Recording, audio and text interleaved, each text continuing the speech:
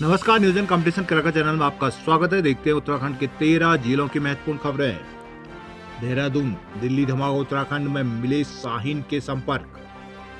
दिल्ली आतंकी मॉडल से जुड़े होने के आरोपी डॉक्टरों का नेटवर्क खंगालने के लिए एनआईए समेत कई जांच एजेंसियां यूपी एटीएस लगी है। इसी बीच डॉक्टर शाहीन और उनके कुछ करीबी उत्तराखंड में ट्रेस किए गए हैं। यूपी एटीएस की एक टीम को उत्तराखंड रवाना किया गया। दूसरी ओर डॉक्टर शाहीन और धर्मांतरण नेटवर्क को लेकर भी कलेक्शन खंगाला जा रहा है। जांच एजेंसियां डॉक्टर शाहीन के मोबाइल, सोशल मीडिया और सुरक्षित मैसेजिंग ऐप पर भी उनके अकाउंट की गहनता से जांच कर रही है। इसी जांच के तहत यह खुलासा हुआ कि डॉक्टर शाहीन जिन लोगों के लगातार संपर्क में थे उससे कुछ उत्तराखंड में है। उत्तराखंड की सीमा सहारनपुर से लगती है और सहारनपुर से ही श्रीनगर पुलिस ने डॉक्टर आदिल को गिरफ्तार किया था। कुछ टीमों को उत्तराखंड में शाहीन की बी पार्टी यानी फोन पर लगातार संपर्क में रहने वाले लोगों का रिकॉर्ड खंगालने के लिए भी लगाया गया है।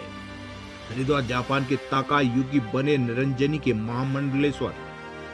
निरंजनी अखाड़े में शुक्रवार को हरिद्वार में आध्यात्मिक जगत में नया अध्याय लिखा है। जापान के संत ताकायुकी को विधि विधान के साथ निरंजनी अखाड़े का महामंडलेश्वर बनाया गया है। अखाड़ा परिसर में आयोजित पारंपरिक पटाभिषेक समारोह में उनकी चादर विधि पूरी की गई। वे अब स्वामी बालाकुंभ मुनि महाराज के नाम से जाने जाएंगे। उनका जन्म 8 सितंबर 1984 को जापान के टोक्यो में हुआ था। गौचर, सीएम धामी बोले गौचर में अब शुरू होगी 18 सीटर हेली सेवा। पिथौरागढ़, उत्तराखंड में करोड़ की ठगी का भगोड़ा दुबई से दबोचा। उपनल कर्मचारियों के नियमितीकरण का फार्मूला कैबिनेट मंत्री सुबोध उनियाल और सौरभ बहु पूर्ण करेंगे तय।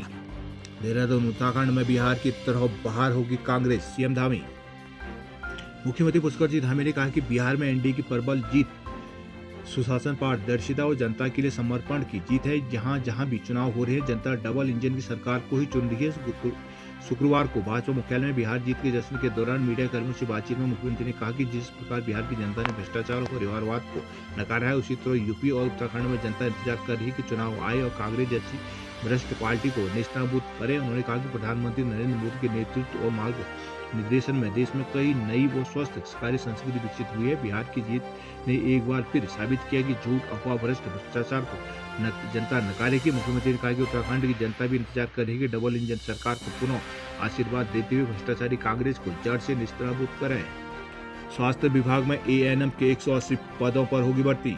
स्वास्थ्य विभाग में एएनएम के 180 पदों पर भर्ती प्रक्रिया शुरू हो गई है। स्वास्थ्य चिकित्सा सेवा चयन बोर्ड को भर्ती का प्रस्ताव भेजने के साथ ही बोर्ड में सीधे भर्ती को विज्ञापन जारी कर अभ्यर्थियों से ऑनलाइन आवेदन मांग लिए हैं। स्वास्थ्य मंत्री डॉक्टर धन सिंह रावत ने बताया कि अल्मोड़ा में 26, बागेश्वर, रुद्रप्रयाग, हरिद्वार में 14, चमोली, नैनीताल में 20, चंपावत में 3, देहरादून 6, पौड़ी, पिथौरागढ़, टेहरी में 15, उधमसिंहनगर में 10 और उत्तरकाशी के 8 पद शामिल है। सामान्य वर्गीय 125, एससी 31, एसटी 2, ओबीसी 10, आर्थिक रूप से कमजोर वर्गीय 12 पदों पर भर्ती होगी। बोर्ड की आधिकारिक वेबसाइट पर 20 नवंबर से ऑनलाइन आवेदन किए जा सकेंगे। अंतिम तिथि 10 दिसंबर है। देहरादून, यूके बंद दुर्गा भर्ती की शारीरिक परीक्षा की तिथि हुई घोषित। उत्तराखंड अधीनस्थ सेवा चयन आयोग यूके ने बंद दरोगा रिक्त पदों के लिए आयोजित होने वाली शारीरिक मापजों की दक्षता परीक्षा की तिथियां घोषित कर दी है। आयोग ने वेबसाइट पर एडमिट कार्ड भी अपलोड कर दिए हैं। आयोग के सचिव डॉक्टर शिव कुमार बरनवाल ने बताया कि शारीरिक मापजों की दक्षता परीक्षा दौड़ 20 से 22 नवंबर तक जून में राजीव गांधी स्टेडियम में आयोजित की जाएगी। जिन अभ्यर्थियों की परीक्षा 20 से 22 नवंबर में किसी अन्य परीक्षा में टकरा रही है, वे साक्ष्यों सहित आयोग से पूर्वानुमति प्राप्त करने के बाद अपनी परीक्षा तिथि बदलवा सकते हैं। देहरादून सरकारी स्कूलों में कक्षा 9 से गणित सभी के लिए होगा अनिवार्य। उत्तराखंड में राष्ट्रीय शिक्षा नीति 2020 के तहत अपनी पार्टी चर्चा तय कर दी गई है। शिक्षा मंत्री डॉक्टर धन सिंह रावत ने शुक्रवार को देहरादून स्थित एससीईआरटी सभागार में पार्टी चर्चा का विमोचन किया। छात्रों को विषय चयन करने का विकल्प अब कक्षा 9 के बजाय कक्षा 11 से मिलेगा। गणित को कक्षा 9 से सभी छात्रों के अनिवार्य कर दिया गया है। कक्षा और शारीरिक शिक्षा की पढ़ाई भी कक्षा 3 से ही अनिवार्य कर दी गई है। कक्षा 11 में 5 विषयों की जगह अब 6 विषयों की पढ़ाई करनी होगी। 7वां वैकल्पिक विषय भी छात्रों को लेना होगा। शिक्षा मंत्री डॉक्टर धन सिंह रावत ने कहा कि हम उत्तराखंड में चरणबद्ध तरीके से पार्टी चर्चा को लागू करने जा रहे हैं। उन्होंने कहा कि अब छात्र पढ़ाई करेंगे, उनका सिर्फ अंकों के आधार पर मूल्यांकन नहीं होगा, बल्कि उनकी क्षमताओं का भी आंकलन होगा। बच्चों को सुरक्षा, साइबर सुरक्षा और अनुशासन पर भी पर्याप्त ध्यान दिया जाएगा। कार्यक्रम में सड़क सुरक्षा जागरूकता पर एससीईआरटी की ओर से तैयार 6 गीतों को भी जारी किया गया है। वर्ष भर में पढ़ाई के लिए 200 दिन मिलेंगे। इसके अतिरिक्त 20 दिन परीक्षा के लिए उसके ज्ञान के आकलन के लिए रखे जाएंगे। 10 दिन बस्ता सहित रहित दिवस होंगे, जबकि 10 दिन अन्य कार्यक्रमों के रखे गए हैं। स्कूल 240 दिन चलेगा। गौचर, रावल देवता के आशीर्वाद संग गौचर मेला हुआ शुरू। रुद्रप्रयाग के धारकुड़ी में 7 महिलाओं पर भालू ने किया हमला।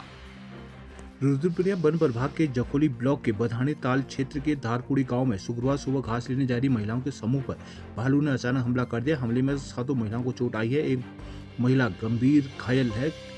घायल महिला में एक गर्भवती भी शामिल है। जागरूकता के चलते समूह में जा रही महिलाओं की सूझबूझ से सभी की जान बच पाई है। सभी भालुओं को भगाने में कामयाब रही। जानकारी के अनुसार शुक्रवार सुबह 9 बजे भारतीय वन क्षेत्र बधानी सीट में धारकुड़ी गांव की 7 महिलाएं घास लेने गई थी। झुंड में जा रही महिलाएं जैसे ही घास काटने के तैयार होने लगी तभी अचानक भालू ने हमला कर दिया और सातों चिल्लाने लगी, एक दूसरे का बीच बचाव करने लगी। दराते और स्वाल्टे से भालू को भगाने लगी। इसी बीच एक महिला गंभीर रूप से घायल हो गई, जबकि सभी को चोटें आई हैं। इस घटना की सूचना मिलने के बाद सभी घायल महिलाओं को प्राथमिक स्वास्थ्य केंद्र रणधार लाया गया, जहां गंभीर घायल को जिला चिकित्सालय रेफर किया गया, जबकि कुछ को अगस्त्यमुनि सामुदायिक स्वास्थ्य केंद्र भेजा गया है। उत्तरकाशी के परोला में आंगनबाड़ी वर्करों ने किया प्रदर्शन। पिथौरागढ़ भारत नेपाल सीमा पर स्थित जौल टीवी मेले का हुआ शुभारंभ। चंपावत के 263 गांव ग्राम पंचायत में होंगे वार्ड सदस्यों के चुनाव।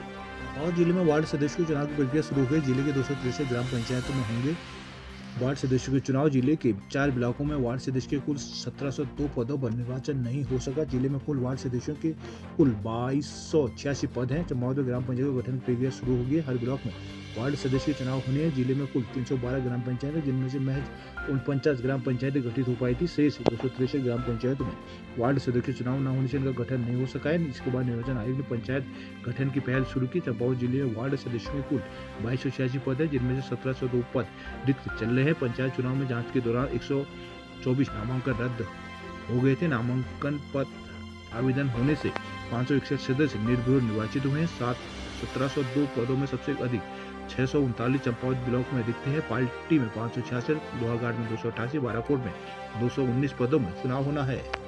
बीरीनाग के नौलिंग महोत्सव में कलाकारों ने मचाई धूम। हल्द्वानी जिले में 5 साल में बने सभी प्रमाण पत्रों की होगी जांच।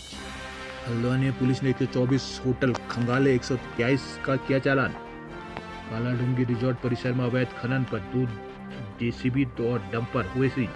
हल्द्वानी के ग्राम पंचायत सदस्य पद के 228 नामांकन आए। गंगोलीहाट कार खाई में गिरने से 2 लोगों की हुई मौत। बागेश्वर खड़िया खनन पर रोजाना होगी सुनवाई। रुद्रपुर कंपनी परिसर में मिला श्रमिक का 100 परिजनों ने काटा हंगामा। बाजपुर में कोटा धारक पर राशन बेच देने का आरोप। अल्मोड़ा बेस के ओपनर कर्मचारी बहिष्कार पर